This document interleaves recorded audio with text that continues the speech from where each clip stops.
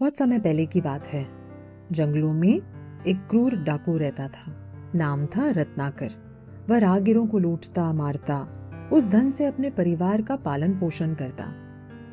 एक दिन जंगल से देवऋषि नारद गुजर रहे थे। रत्नाकर ने उन्हें जाकर पकड़ लिया और कहा, जो कुछ भी है निकालो, वरना जान से मार दूंगा। नारद जी शांत भाव से बोले, बिल्कुल लूट लो, लेकिन पहले मेरे एक सवाल का जवाब दो। क्या तुम्हारा परिवार तुम्हारे इन पापों का फल भी बांटेगा? रत्नाकर हंसते हुए बोला, हाँ हाँ, क्यों नहीं। मैं जो कुछ भी करता हूँ आखिर उन्हीं के लिए तो करता हूँ। जो भी लूटता हूँ उन्हीं पैसों से अपना घर भी चला रहा हूँ। नारद जी बोले, अच्छा तो जाकर पहले पूछ लो।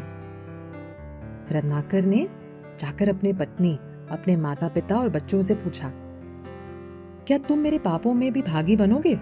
क्योंकि मैं ये सब कुछ तुम्हारे लिए तो कर रहा हूं। लेकिन सबने एक एक करके कहा, हम तुम्हारे कर्मों के फल के भोगी नहीं बन सकते। हर किसी को अपने कर्मों का फल स्वयं ही भोगना पड़ता है। ये सुनकर रत्नाकर के भीतर जैसे बिजली गिर गई। उसका अहंकार टूट गया। वो रोता हुआ नारद ऋषि के पास आया और बोला, ऋषि मुझे बचा लीजिए, मुझे रास्ता दिखाइए। नारद जी बोले, तुम भगवान श्री राम का नाम लो। इस प्रकार राम राम राम राम का जप करते जाओ, तुम्हारी जिंदगी बदल जाएगी। रत्नाकर ने कोशिश की, लेकिन उसका मन इतना अशुद्ध हो चुका था कि राम शब्द भी उसके मुख से निकल ही नहीं रहा था। तब नारद ऋषि ने उपाय बताया, तुम उल्टा नाम ले लो, चलेगा। मार मार मार, इस प्रकार भी कहते रहो। बस इच्छा होनी चाहिए कि तुम्हें भगवान को अपने अंदर महसूस करना है और इस नाम का सच्चे मन से जाप करना है। रत्नाकर ने उसी भाव से जप शुरू कर दिया।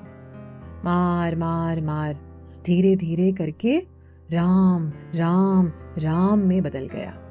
वह एक ही स्थान पर बैठा रहा, लगातार जप करता रहा, सच्चे मन से, पूरी श्रद्धा से। दिन बीते, महीने बीते, वर्ष बीत गए। चींटियां आकर उसके ऊपर बिल बना देती थीं, लेकिन वह टस से मस नहीं हुआ। मौसम बदले मगर वो नहीं हिला। उसका नाम जप चलता रहा। अंततः नारद जी वहां आए। उस डाकू को अब ऋषि वाल्मीकि के रूप में उन्होंने पाया। यही वाल्मीकि आगे चलकर रामायण की रचना करता है।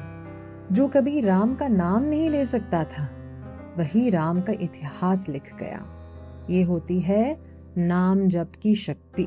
नाम जप केवल साधु संतों के लिए नहीं है, ये रत्नाकर जैसे अपराधियों को भी संत बना सकता है।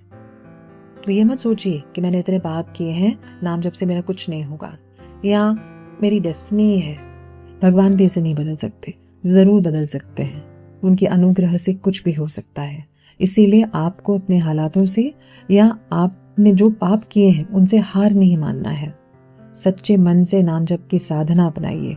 अपने अंदर तो आप प्यार महसूस करेंगे, अपने आसपास भी आप सकारात्मक बदलाव देखेंगे। इसलिए तो कहा जाता है, राम नाम मणि दीप धरु, जीह देरी द्वार। भगवान राम का नाम दीपक की तरह है, आपके जीवन में प्रकाश ही फैलाएगा। आपको ढेर सारी शुभकामनाएं। नमस्ते।